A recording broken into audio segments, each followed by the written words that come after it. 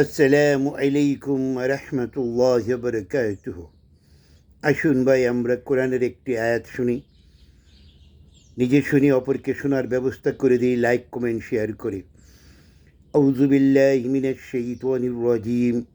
বিসমিল্লাহির রহমানির রহিম। সূরা মুহাম্মদ আয়াত নাম্বার 32। এখানে আল্লাহ রাব্বুল আলামিন বললেন, হে মুমিনগণ, আল্লাহর অনুগত হও এবং রাসূলের অনুসরণ করিয়া চলো এবং নিজেদের আমলসমূহ বিনষ্ট করিও না।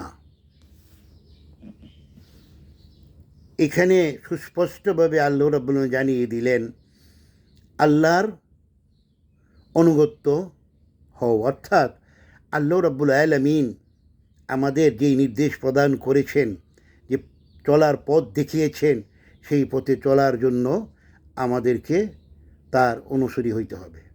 পাশাপাশি আবার বললেন শুধু আল্লাহর অনুগত্য করলে চলবে না, উনি বললেন রাসূলের অনুসরণ করিয়া চলো এবং নিজেদের আমল সমূহ বিনষ্ট করিও না। অর্থাৎ নবী করিম সাল্লাল্লাহু আলাইহি সাল্লাম যেভাবে যেটা আমাদেরকে শিক্ষা দিয়েছেন, ঠিক সেটা সেইভাবে আমাদের করার জন্য এখানে নির্দেশ প্রদান করেছেন।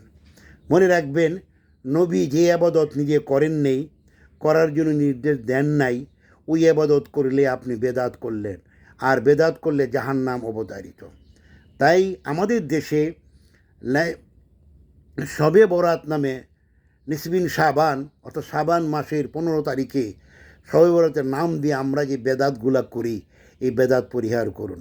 শবে বরাতে কোনো আবাদত নবী করিম সাল্লাল্লাহু আলাইহি ওয়াসাল্লাম নিজে করেন নাই, সাহাবীরাও করেন নাই, করতে বলেনও নাই।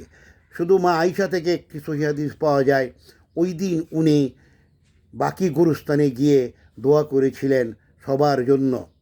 এবং যে কটা হাদিস আসছে এগুলি সবই আল্লাহর হক, আল্লাহ এগুলি এমনিতেই করবেন, বন্দার কোনো হক নেই, এখানে বন্দার কোনো আবাদতের কথা বলা হয় নাই।